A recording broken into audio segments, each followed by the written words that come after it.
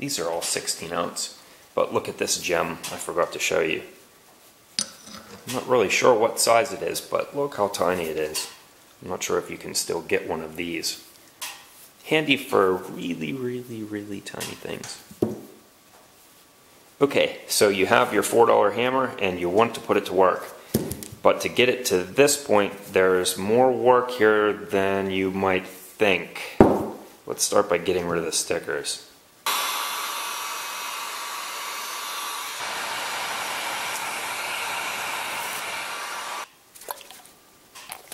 Alcohol gets the goo off. Don't skip this step or else it will just become brown grossness on your handle later. First, let's address the wooden handle. Anywhere there's a contour line, I want to sand that out.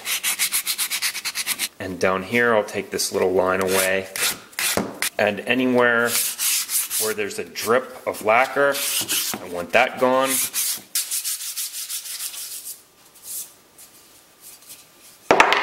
The lacquer ended up being so thin that I sanded all the way down to the wood. So, we'll give it a shot of linseed oil.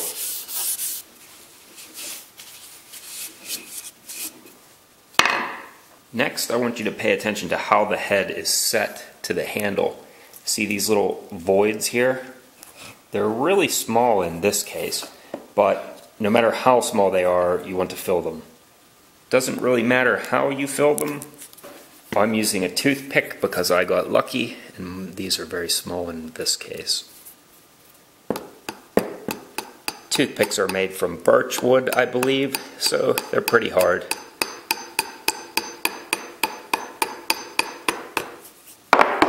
But if the holes are really big in your case, you can use a wedge, or epoxy would be just fine. And if you don't have a hammer yet to do this with, well, you're just going to have to figure something out.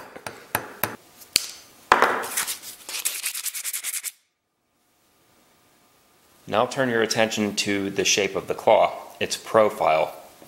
Here's the one that's already done. Notice that it's much sharper. I don't want this little step here. Instead, what I want, think of two tangent circles. See how it makes this sort of crescent moon shape? That's what I want. Most of my hammers are kept one step away from being sharp here. And the reason for this is that if this comes to a point, you'll be able to get under things without damaging them. It's pretty easy to see from this point of view that the one on the right has been reshaped by using an angle grinder.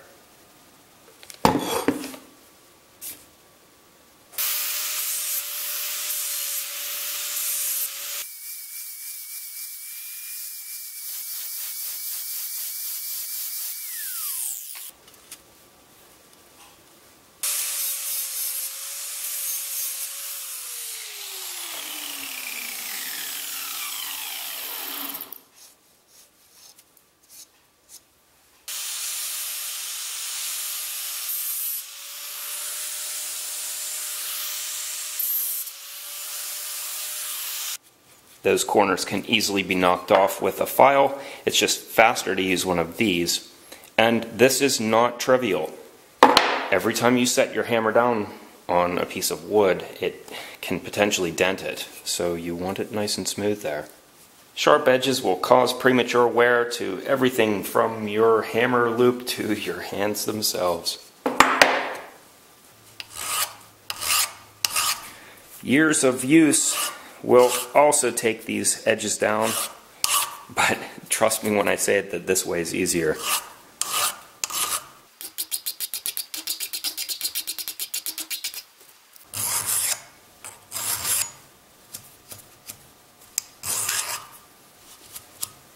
There are also some ridges around this part, and this is just an old belt sander belt.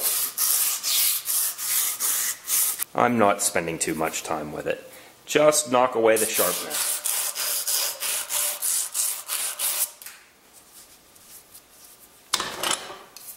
On these, I just want to knock this tip away. As I've said, it's just to keep me from damaging things. The inside can be nice and sharp though.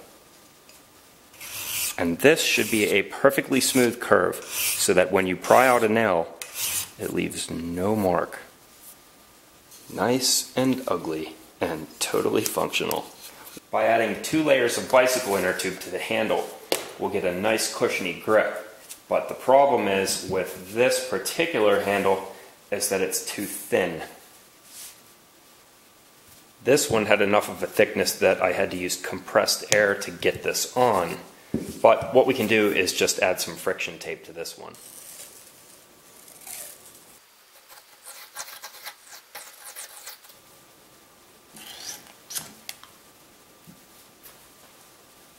Notice how smooth this one is. In comparison, this is ribbed for your discomfort, so we want to turn the tube inside out.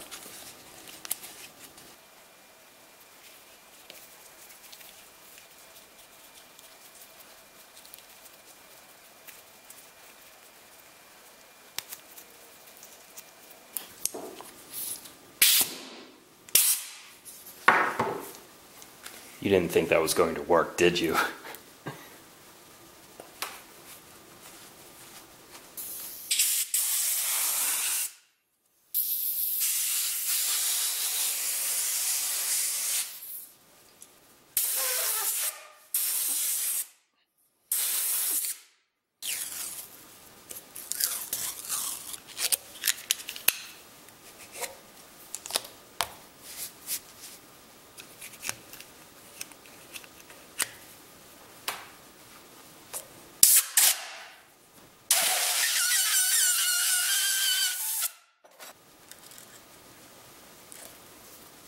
If you're about to go to the store to pick one out, look for one that has a thicker handle so that you can skip the cloth tape routine. You want the tube to fit nice and tight. It is a grip after all. You need to be able to trust it. Okay, that's it. It's got a great feel. Really soft, really grippy. And it's not nearly as much work as this video might suggest. It just takes a few minutes.